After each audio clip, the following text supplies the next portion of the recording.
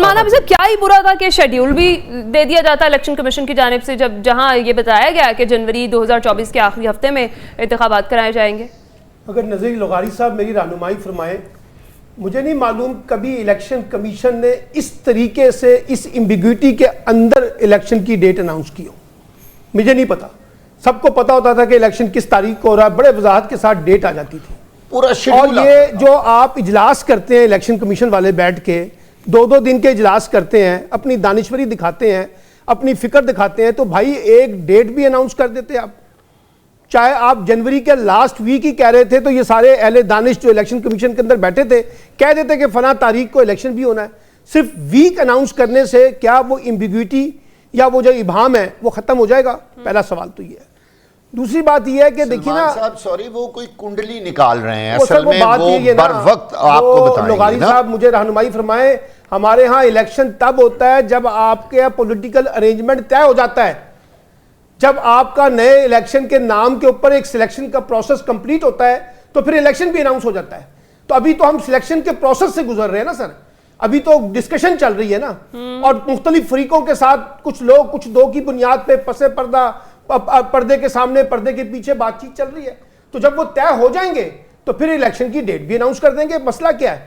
मसला यह है कि जो बात अभी लगारी साहब ने भी की, रिजवान अजीज साहब ने भी की और बागा साहब ने भी की, अगर आपने इलेक्शन कराने हैं तो क्या इन इलेक्शन की हैसियत माजी के इलेक्शनों की तरह होगी? क्या यह सियासी इंजीनियरिंग की बुनियाद के ऊपर होगी? क्या इसमें कुछ लाडलों के लिए लेवल प्लेइंग फील्ड और होगी, कुछ के लिए कुछ और होगी?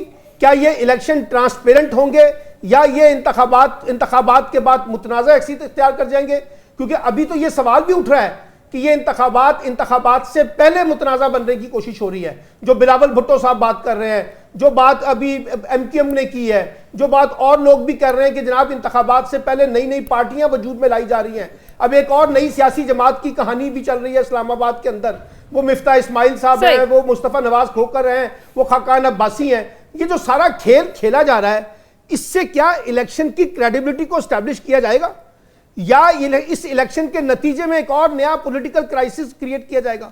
तो इसलिए मुझे लगता यह है कि जरूर इलेक्शन करवाएं, लेकिन इलेक्शन से पहले इलेक्शन के जो गेम्स, रूल्स ऑफ गेम्स हैं, उनको ट्रांसपेरेंट कर लें, उनको ट्रांसपेरेंट कर लें ताकि सबका उसके ऊपर इत्तेफाक हो सके, इलेक्शन एक क्रेडिबल इलेक्शन बन जाए और इलेक्शन मुतनाज़ा ना बने, वरना ये सारा खेल जो है, एक्सरसाइज जो है, खराब होगी। सलमान आबिद साहब हमारे बहुत वाइस, बहुत ज्यादा